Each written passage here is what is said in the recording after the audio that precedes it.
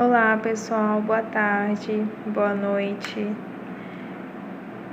Estamos aqui para mais um assunto da nossa disciplina. Ontem já introduzimos um pouco, tivemos alguns conceitos sobre o que é nutrição, o que é alimento, o que é nutriente. E hoje a gente vai entrar um pouquinho mais e vamos falar sobre macronutrientes. Os macronutrientes eles são divididos em 3 grupos. Temos aqui os carboidratos, as proteínas e os lipídios.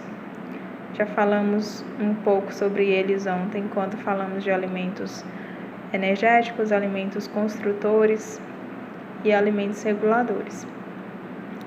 Os reguladores não estão aqui porque são as vitaminas e os minerais que fazem parte do trabalho que vocês irão apresentar. Mas temos aqui energéticos e construtores. Os macronutrientes, como eu já falei, são divididos em 3 grupos, né? Carboidratos, proteínas e lipídios. Eu não sei como que tá, não sei se vai dar para vocês verem direito, mas o que tá aparecendo no computador aqui é o mesmo PDF que eu estou mandando para vocês.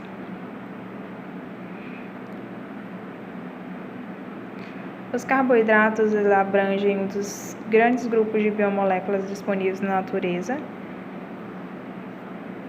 além de serem a mais abundante fonte de energia.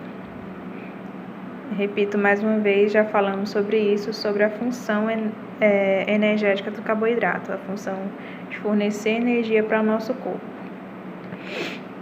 Eles podem ser chamados ainda de maneira geral de glicídios, amidos ou açúcar. É comum também ser chamado dessa forma. Quem vai chamar de carboidratos, outros vão chamar simplesmente de açúcares, ou pode ser chamado ainda de amido. Como exemplo de alimentos ricos em carboidratos, temos os cereais, os pães, as farinhas, os doces, as frutas, os tubérculos como mandioca, batata, inhame, entre outros. Vale lembrar que existem também 2 tipos diferentes de carboidratos, os carboidratos simples e os carboidratos complexos.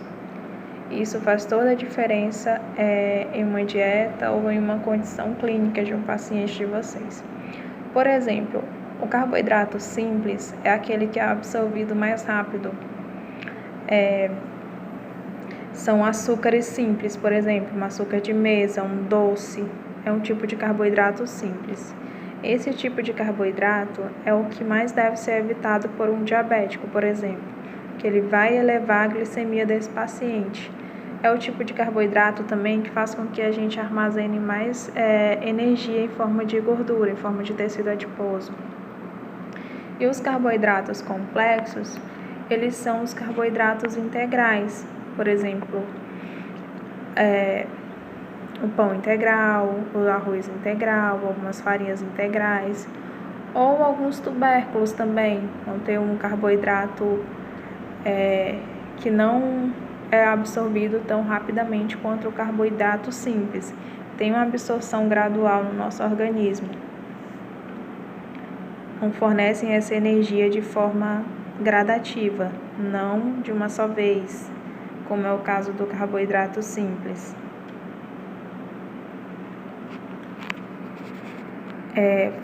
As funções. A primeira função, como já falamos, função energética. Ele serve para fornecer a energia que o corpo precisa para realizar suas atividades. Por exemplo, para uma contração muscular, precisa de um carboidrato, precisa da proteína, precisa, mas também precisa do carboidrato. E eles também são armazenados no nosso corpo em forma de glicogênio. Como é que é armazenado essa energia em forma de glicogênio? O nosso corpo, ele usa o que precisa e o que não precisa, ele armazena para ser usado posteriormente. Por que que a gente engorda? Porque a gente consome mais do que a gente precisa para as nossas funções vitais. Então, o que sobra disso é armazenado. Antes de chegar nessa parte que é armazenado como tecido adiposo, tem uma reserva para necessidades essenciais mesmo do corpo, uma reserva feita lá no fígado. No caso de por exemplo, eu passar muito tempo sem me alimentar, e eu vou estar utilizando essa reserva que tem lá no meu fígado para as minhas funções vitais, para as funções bioquímicas do corpo. E quando acabar essa reserva, eu vou utilizando as outras reservas. Outra função do carboidrato, preservação das proteínas. As proteínas, elas desempenham o papel de manutenção, como nós falamos ontem. Manutenção, reparo e crescimento dos tecidos corporais. E elas também podem ter fonte de energia. Quando o corpo não tem a sua primeira fonte, que é o carboidrato, ele vai utilizar essa armazenada, que eu acabei de falar, no fígado, e vai quebrar também proteína como fonte de energia. Quando as reservas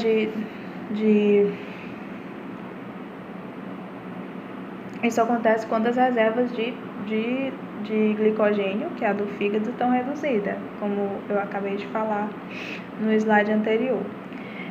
Um exemplo comum é no exercício prolongado. As pessoas que fazem um exercício prolongado, elas precisam estar ingerindo um tipo de carboidrato para repor energia durante o exercício e não apenas depois, como a gente faz quando vai para a academia. Por quê? Porque se elas não ingerem, não repõem esse carboidrato, elas vão estar quebrando a proteína. Ao invés de ter o ganho de massa muscular, elas vão estar perdendo. Deixa eu ver.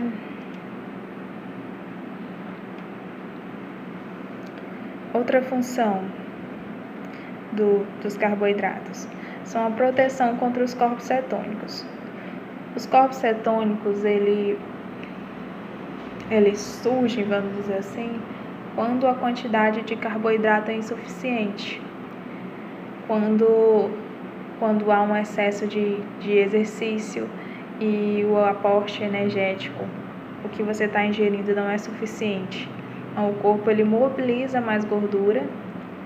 Essas gorduras também participam na produção de energia. E isso pode resultar no acúmulo de substâncias ácidas, que são os corpos cetônicos. E esses corpos cetônicos eles são prejudiciais ao organismo. Então, o carboidrato, a energia vinda do carboidrato também serve para proteção do corpo contra esses corpos cetônicos.